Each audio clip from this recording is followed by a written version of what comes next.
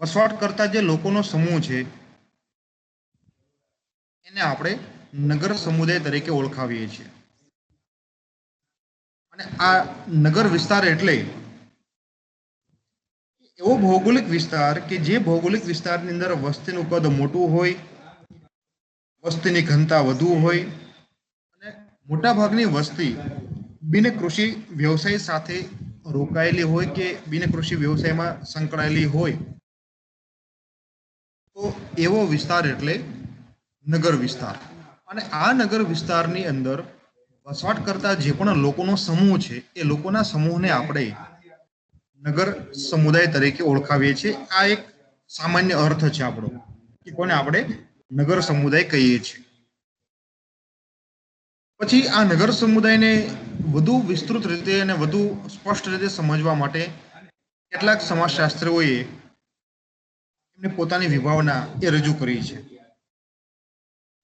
એમાં પહેલી વ્યાખ્યા છે ફેરચાઇલ્ડ નામના સમાજશાસ્ત્રી છે અને એ પોતે નગર સમુદાયની વ્યાખ્યા આપતા જણાવે છે કે મુખ્યત્વે સંયોજિત ક્ષેત્રની અંદર સ્થાયી વસવાટ કરતી વસ્તીને નગર તરીકે ઓળખાવી શકાય છે કે જેમાં રાજનૈતિક સંગઠન અને આર્થિક પ્રવૃત્તિ અને રોજગાર ચાલે છે. શું કહે છે ફેરચાઇલ્ડ કે સંયોજિત ક્ષેત્રની અંદર વસવાટ કરતી વસ્તી એટલે નગર સમુદાય. એટલે સંયોજિત ક્ષેત્ર એટલે શું કે આપણો જે શહેરનો વિસ્તાર છે એ શહેરનો જે ભૌગોલિક વિસ્તાર છે અને એ ભૌગોલિક વિસ્તાર શેનો બનેલો છે કે આસપાસના અલગ અલગ જે પણ ભાગો છે એ બધા ભાગોનું સંયોજન કરેલું હોય છે. એટલે કે અમુક ભાગની અંદર આપણે જોતા હશું કે ત્યાં ઉદ્યોગો આવેલા હશે, અમુક ભાગની અંદર બજાર આવેલી હશે, અમુક ભાગની અંદર સરકારી કચેરીઓ આવેલી હશે કે અમુક ભાગની અંદર માનવ વસવાટ હશે જેને આપણે સોસાયટી રહેણાંકી એરિયા કહીએ છીએ. આ જે બધા ભાગો છે એ બધા ભાગોને સંયોજન કરેલું છે, એ બધા ભાગોની ગોઠવણી કરેલી છે અને ગોઠવણી કરીને જે આખો વિસ્તાર બને છે એ આખા વિસ્તારને અહીંયા આપણે ફેરચાઇલ્ડ શહેર તરીકે નગર તરીકે ઓળખાવે છે. અને કે આપણે ભાવનગરની આપણે વાત કરીએ તો તમે જોશો કે ભાવનગરની જે પણ ભૌગોલિક હદ છે એ ભૌગોલિક હદની અંદર જે પણ ભાગ આવેલો છે તો એને અલગ અલગ ભાગોની અંદર ડિવાઈડ કરેલો છે. તમે જોશો કે કેટલોક વિસ્તાર એવો છે કે એને આપણે બજાર તરીકે ઓળખાવીએ છીએ. તમે જોશો કે માનો કે આપણે તળાવ કહીએ છીએ, તળાવથી લઈને ખારગેટ સુધી કે દીવાનપરા રોડ છે એ આખો આપણે કેવો છે બજાર એરિયા છે કે જ્યાં મોટા ભાગે બધી અલગ અલગ પ્રકારની એ બજારો આવેલી છે. પછી બધી સરકારી કચેરીઓનો આખો જે વિસ્તાર છે તો એ સરકારી કચેરીઓનો વિસ્તાર આપણે કહીએ છીએ કે ભાઈ બહુમાળી ભવન છે કે એની આગળ આવો એટલે પછી કોર્પોરેશન આવે, કલેક્ટર કચેરી આવે, મામલતદાર ઓફિસ આવે, એ અમુક વિસ્તારની અંદર આવેલો છે. અને બાકીના જે કઈ ભાગો છે કે એની અંદર આપણે બધા લોકો વસવાટ કરે છે. એટલે કે કોઈ પણ શહેર લઈએ આપણે અને એ શહેરની જો આપણે રચના તપાસીએ તો એ શહેરની રચનાની અંદર આવા જે કઈ અલગ અલગ જુદા જુદા ભાગો છે એ બધા ભાગોનું સંયોજન કરીને શહેર બનેલું હોય છે. અને આવો જે વિસ્તાર છે એ વિસ્તારની અંદર વસવાટ કરતી જે પણ વસ્તી છે એને આપણે ફેરચાઇલ્ડ શહેર તરીકે ઓળખાવે છે. બીજા વિદ્વાન છે મમફળ નામના સમાજશાસ્ત્રી છે. તો મમફળ શહેરની વ્યાખ્યા આપતા જણાવે છે કે શહેર એ અનેક ભૌગોલિક તાતણાઓનું ગુંફન, આર્થિક સંગઠન, સામાજિક કાર્યની રંગભૂમિ અને સામૂહિક એકતાનું સુરુચિપૂર્ણ પ્રતીક છે.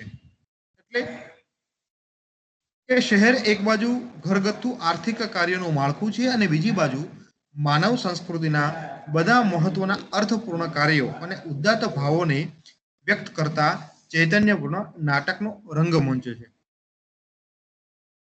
અહીંયા એમને જે કઈ વ્યાખ્યા આપી છે એ વ્યાખ્યા કદાચ થોડીક આપણને અઘરી લાગશે, પણ એની શરૂઆતમાં એમણે જે અર્થ કર્યો છે એ અર્થને આપણે ધ્યાનમાં લેવાનો છે. શું કહે છે? અનેક ભૌગોલિક તાતણાઓનું ગુંફન, આર્થિક સંગઠન, સામાજિક કાર્યની રંગભૂમિ અને સામૂહિક એકતાનું સુરુચિપૂર્ણ પ્રતીક છે. પહેલી વસ્તુ આપણે લઈએ ભૌગોલિક તાતણું. એટલે ભૌગોલિક વાતાવરણ આપણે જેને કહીએ છીએ કે ભૌગોલિક અલગ અલગ વિશેષતાઓ આપણે કહીએ છીએ. તો દરેક શહેરની જે ભૌગોલિક પરિસ્થિતિ છે એ ભૌગોલિક પરિસ્થિતિને આધારે દરેકની અલગ અલગ વિશેષતા રહેલી હોય છે અને એ ભૌગોલિક પ્રદેશની અંદર આર્થિક સંગઠન એટલે કે જે કંઈ ચોક્કસ આપણી અર્થવ્યવસ્થા છે જેને આપણે બજાર કહીએ છીએ કે ઉત્પાદન કહીએ છીએ, ઉદ્યોગો કહીએ છીએ કે લેવડ દેવડ આપણે કહીએ છીએ, જે કંઈ આ બધી વસ્તુ થાય છે આર્થિક વ્યવહારો જે જગ્યાએ થાય છે એને આપણે આર્થિક સંગઠન તરીકે ઓળખાવીએ છીએ.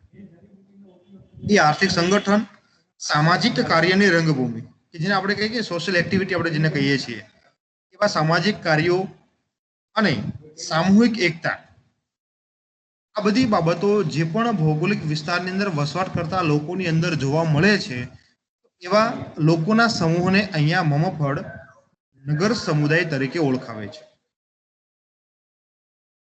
ત્રીજી વ્યાખ્યા છે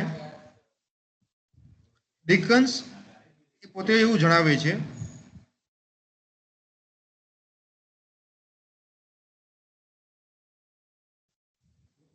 કે શહેર એ માલનું ઉત્પાદન કરે છે, દેશભરમાં દૂર દૂર સુધી ફેલાયેલા બજારો માટે નહીં બલકે પોતાના જ નજીકના બજારો માટે ઉત્પાદન કરે છે અને તેનો સંગ્રહ કરે છે જેથી તે માલ પોતાના પડોશી સાથેની હરીફાઈમાં વેચી શકે. શહેર પોતાની વસ્તીમાં કુદરતી રીતે વધારો કરે છે અને સાથોસાથ વિશિષ્ટ સગવડતાઓ, દુકાનો, સંસ્થાઓ, બજારો, કલા ભવનો વગેરે જે તે સમુદાયની વસ્તીને એ પોતે આપે છે. આ ડિકન્સ જે કંઈ આખું વર્ણન કરે છે એ વર્ણન આર્થિક સંગઠનના સંદર્ભમાં, આર્થિક માળખાના સંદર્ભમાં પોતે રજૂ કરે છે. એટલે ડિકન્સની વ્યાખ્યા પ્રમાણે આપણે એવું કહી શકીએ કે નગર સમુદાય એક એવા પ્રકારનો સમુદાય છે કે જ્યાં મુખ્યત્વે લોકોની જે જરૂરિયાતો છે એ લોકોની જરૂરિયાતોનું ચીજ વસ્તુઓના માલનું ઉત્પાદન કરે છે અને એ ઉત્પાદન થયેલો જે માલ છે આસપાસના જે કંઈ લોકો છે એ આસપાસના લોકોમાં એ વેચે છે અને એની સાથોસાથ કહે કે વિકસિત બજાર, વિશિષ્ટ સગવડ, દુકાન અને લોકોની વિભિન્ન પ્રકારની જરૂરિયાતને પૂરી કરવા માટે ઊભી કરવામાં આવેલી ભૌતિક સુખ સગવડતા વાળો સમુદાય એટલે નગર સમુદાય. નગર સમુદાયની આગળની વ્યાખ્યા આપણે જોઈએ તો મેકાવેર અને પેજ એ પોતે જણાવે છે કે શહેર નવી નવી પ્રથાઓનું કેન્દ્ર સ્થાન છે. આ ઘટનાઓમાં અવિરત આઘાતો માત્ર સામાજિક સંગઠનમાં પરિવર્તન આણતા નથી પરંતુ ગ્રામ સમુદાયની સામાજિક રૂઢિચુસ્તતા અને પ્રસ્થાપિત રિવાજ પ્રણાલીને પણ અવગણે છે. એટલે ટૂંકમાં આપણે એવું કહી શકીએ કે નગર સમુદાય વિશે કે નગર સમુદાય નવી નવી જે પ્રથાઓ છે કે નવી નવી જે રીતભાતો છે એ રીતભાતોનું, પ્રથાઓનું એક કેન્દ્ર સ્થાન છે. જેને આપણે કહીએ કે ફેશન કહીએ છીએ કે નવી સ્ટાઇલ કહીએ કે નવી જે પણ બાબત આપણે કહીએ છીએ એવી દરેક નવી બાબતોનું ઉદ્ભવ સ્થાન એટલે નગર સમુદાય એવું મેકાવેર અને પેજ કહે છે.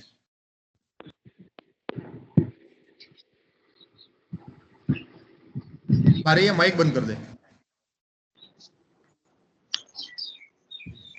રેડફિલ્ડ અને સિંગર નામના વિદ્વાનો એ નગર સમુદાય વિશે જણાવે છે કે કેન્દ્રીય વ્યાપારિક જિલ્લાની દ્રષ્ટિએ શહેર સાચોસાચ બજારોનું સ્થળ છે જ્યાં વિભિન્ન જાતિના, વર્ગના કે મતના તેમજ એકબીજા સાથે જરા પણ જાણતા ન હોય એવા લોકો વચ્ચે ખરીદ વેચાણ, વ્યવસાય અને વસ્તુઓનો વિનિમય થાય છે. એટલે કે એ સંદર્ભમાં આપણે એવું કહી શકીએ અહીંયા કે રેડફિલ્ડ અને સિંગર પોતે પણ અહીંયા બજાર અથવા નગર સમુદાયને એક બજારના સંદર્ભમાં ઓળખાવે છે. છેલ્લી વ્યાખ્યા જોઈએ લલિત પ્રસાદ વિદ્યાર્થીની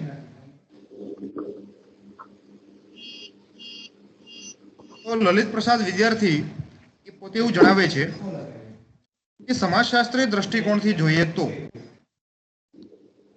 શહેર એ જીવનની એક જીવનશૈલી છે. શહેરોમાં વસ્તી વધારે અને ગીચ હોય છે. ત્યાં અવર જવરની, આપલેની, ખરીદ વેચાણની, વૈજ્ઞાનિક અને શૈક્ષણિક સગવડતાઓ પ્રમાણમાં પુષ્કળ હોય છે. આથી શહેરની સામાજિક વ્યવસ્થા અને માન્યતાઓ એ ભિન્ન ભિન્ન સ્વરૂપની હોય છે. આમ કુલ મળીને અહીંયા ફેરચાઇલ્ડ હોય, મમફળો હોય, ડિકન્સ હોય, મેકાઇવર અને પેજ હોય, રેડફિલ્ડ અને સિંગર હોય કે લલિત પ્રસાદ વિદ્યાર્થી હોય, આ દરેકે દરેક વિદ્વાનો જે કઈ આપણને નગર સમુદાય વિશે સમજાવે છે કે નગર સમુદાયનો જે પણ ખ્યાલ રજૂ કરે છે, તો એ ખ્યાલના સંદર્ભમાં આપણે એવું કહી શકીએ કે નગર સમુદાય એક એવો વિશિષ્ટ ભૌગોલિક પ્રદેશ છે કે જે ભૌગોલિક પ્રદેશની અંદર વસવાટ કરતા લોકોની જીવનશૈલી આધુનિક છે, નવી નવી પ્રથાઓનું કેન્દ્ર સ્થાન છે, કે જ્યાં અલગ અલગ પ્રકારના માનવીની જરૂરિયાતોની પૂરી કરવા માટે ઉત્પાદન થાય છે અને અલગ અલગ જે પણ ભાગો છે એ ભાગોનું સંયોજન કરેલું હોય છે. આવી જે ખાસિયત ધરાવનારો જે પણ વિશિષ્ટ ભૌગોલિક પ્રદેશ છે, એ ભૌગોલિક પ્રદેશની અંદર વસવાટ કરનારા જે પણ લોકો છે, તો એ લોકોના સમૂહને આપણે નગર સમુદાય તરીકે એ ઓળખાવીએ છીએ. તો અહીંયા આ જે કઈ નગર સમુદાયની વ્યાખ્યાઓ આપણે જોઈ, એ બધી વ્યાખ્યાઓને આધારે કિંગ્સલે ડેવિસ નામનો જે સમાજશાસ્ત્રી છે, એ સમાજશાસ્ત્રી નગર સમુદાયની કેટલીક ચોક્કસ પ્રકારની લાક્ષણિકતાઓ, એ ચોક્કસ પ્રકારની ખાસિયતોની ચર્ચા પોતે કરે છે. અહીંયા આપણે એ ખાસિયતોની ચર્ચા અત્યારે નથી કરતા, કાલે જ્યારે ફરી પાછા આપણે ભેગા થશું ત્યારે ફરી પાછા આપણે એમની જે ખાસિયતો છે એ ખાસિયતોની આપણે એ ચર્ચા કરીશું. આજનો